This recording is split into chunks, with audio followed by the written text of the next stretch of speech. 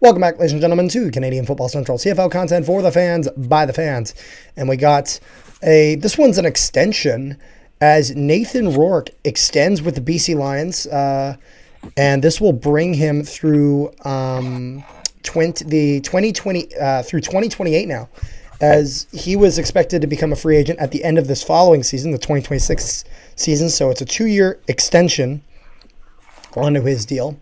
Now, one thing I will just kind of shortly mention, just because I just thought this was funny. The BC Lions posted a video of Rourke signing his contract, and he signed it on a table that has like a CFL field, and he signed it on the 55-yard line. So I thought that was just kind of a very intentional, just kind of fun, quirky thing that they did. But he extends here, and this makes sense. Rourke is BC right now. He is the face of the franchise. In a statement, this is, by the way, just from the 3 Down staff, their article that they put out on 3 Down Nation. Nathan Rourke says, "I'm honored to continue my lifelong dream as a professional football player with the BC Lions. I'm fortunate to be part of an organization that believes in me and trusts me to lead both on and off the field. Thank you to Mr. Doman, Dwayne Vigneault." I probably butchered that name. Whoops. Ryan Ridgemaiden, Neil McAvoy, and my agent Greg Brookie for all the work they put into this extension. This organization has redefined family for me, and I'm excited to keep chasing the goal of bringing Grey Cup back to the West Coast. Emily and I are proud to call British Columbia home. I butchered that. My apologies. Go Lions, he said. But with this, he's going to be making a lot of damn money. It says he was the highest player. I don't even know what his new contract's worth. Yeah, because he was earning just for this season, he was earning just under $625,000, as reported from 3 Down Nation. He was also named All CFL, All West Division, and he was both the league's most outstanding Canadian as well as the most outstanding player. It's one of those things where this makes sense. Like if you're BC, do you not re-sign Rourke? No. Like BC, like if we look at Nathan Rourke's the trajectory of his career, he was with the Lions originally in 2021 as well as 2022. In 2023, he takes a bit of an excursion going up to the NFL, comes back in 2024. He kind of struggles for a bit. He doesn't really get his footing for the rest of that season. Hell, I remember me and Rick drove from Winnipeg to Saskatchewan just to watch Chase Bryce look like the best BC Lions quarterback that game. They got smacked by Saskatchewan. And that's BC not even an understatement, because it was hilarious, because we thought, okay, Vernon Adams is going in at halftime. And then Vernon Adams never even touched the field, and they played Chase Bryce in the fourth quarter. But it was one of those things. He completely rebounded, and 2025, he was absolutely fantastic. He wins the most outstanding player, much to the disdain of my Tie-Cat friend of the channel and co-host of the channel, Rick, who was hoping for Bo. And to be fair, Bo had done a lot to earn it as well. But even just if we look at this past season, 5,290 passing yards, 31 touchdowns, 16 interceptions. He is the him and Brady Oliveira are your quintessential Canadian talent leading the way in the CFL, in my opinion, if you ask me. What do you have to say about this in regards to Rourke sticking around in BC? Okay, well, give me a second. Let me switch back to my other screen. No, you're all good. No, because we have that preparing in the background. Yeah. 4.5 hours to go. Rick's downloading a video game so we can have fun later. Don't worry. But yeah. But yeah, what do you think about Nathan Rourke extending with the BC Lions? I mean, it was what he was, because I don't think I changed it in here yet.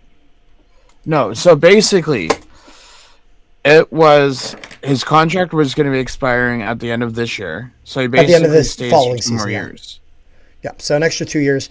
But here's my thing, Rick. Doing this, what's that? He is the identity of this team.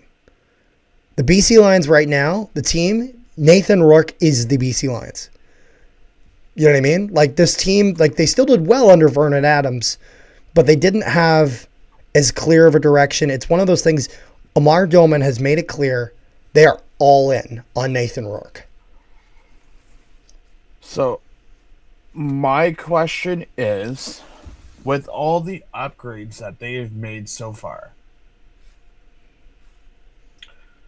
if they are, let's just say, do you think at this point, I mean, obviously they're going to still sign some more players, but do you think for BC this year it's Grey Cup or bust?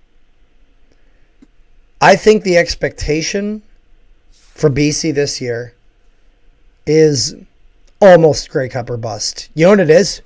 Win the West Final. That's the expectation.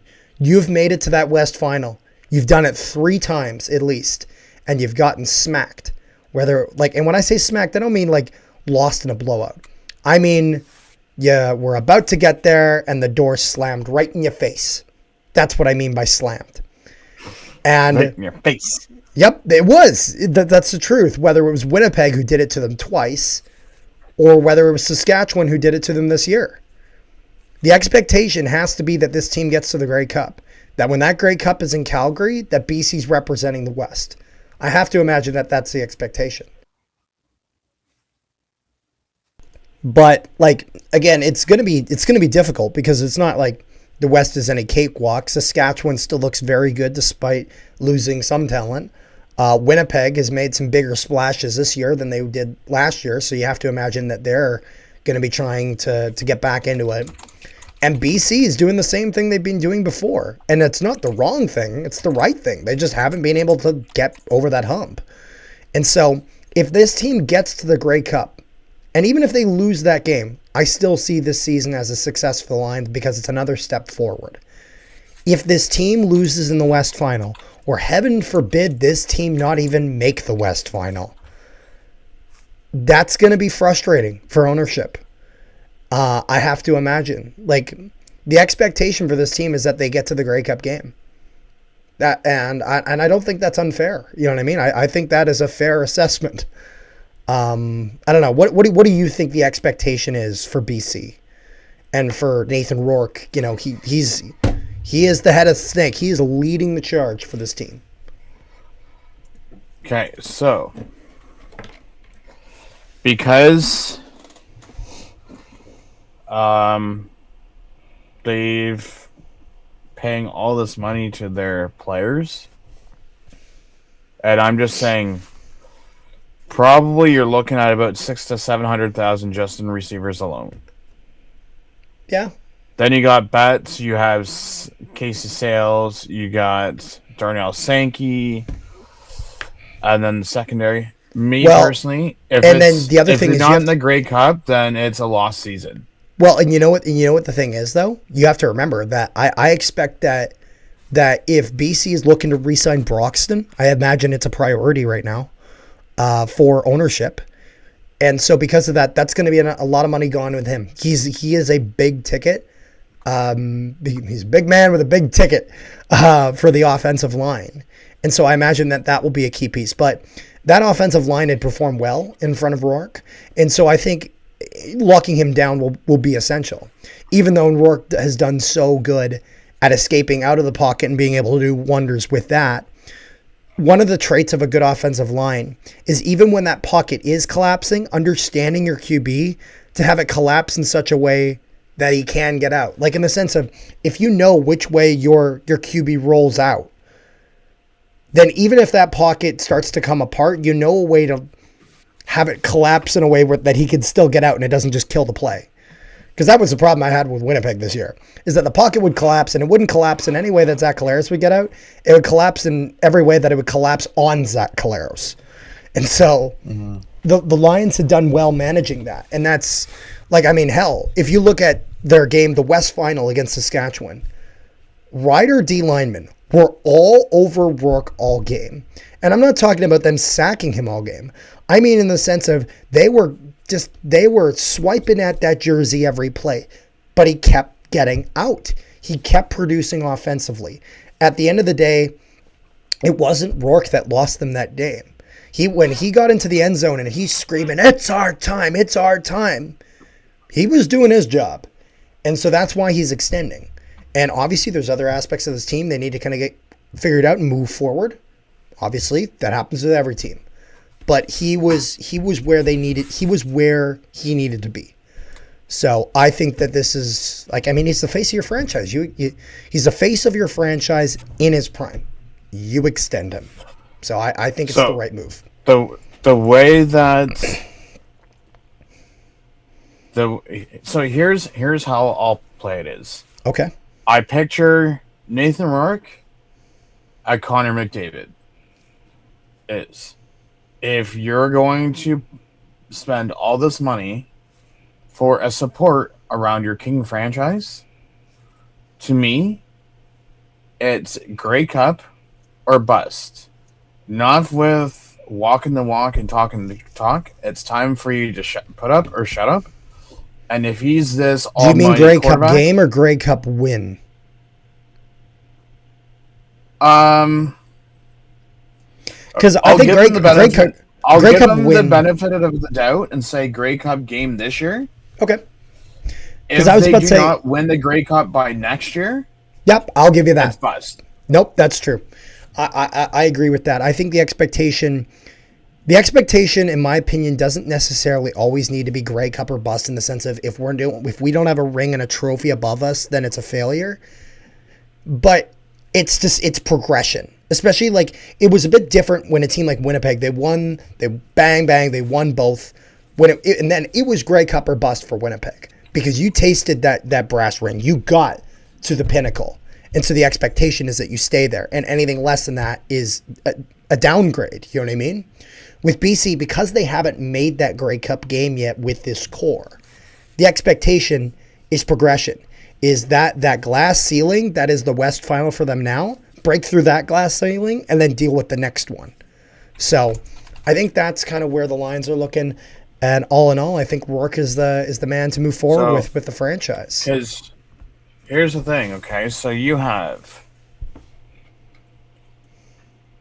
Butler's probably in his 30s. Yep. McInnes turns 30 this year. Hatchard turns 32. Couture's 30. You have Bats who turns either 30 or 31 this year. Your core group is getting into their early 30s. Well, I give the group at least maybe 3-4 years tops, and they'll all be gone. If we're talking, not Rourke, but if we're talking about some of the core pieces, no, that's fair. Because do you know what my comparison to this is? The kind of Brady Oliveira, Zach Collaros paradox. And what I mean by that is in the sense of that Zach Collaros was the center. He was that piece for a while. Because you had Andrew Harris. You know what I mean? You win your Grey Cups. Harris on his way out. Goes to Toronto, plays a year, wins Grey Cup there, but then he retires. Okay? Brady Oliveira is now your man. And Zach Collaros is still there. Willie Jefferson is still there. Jake Thomas up until last year, up until this year, was there. Stanley Bryant was still there. Adam Bighill up till even last year before that was there. A lot of your guys were around. Nick Dembski is still there. A lot of the Bombers are going to start retiring soon. And now you're going to have to build that team instead of around Zach Collaros like you were before, around Brady Oliveira. And so that spot, there's that shift, you know what I mean? And so Nathan Rourke is going to be a BC Lion, I expect, long past 2028. That would be my guess. This is how much he's signed so far. He only turns, 27 this year?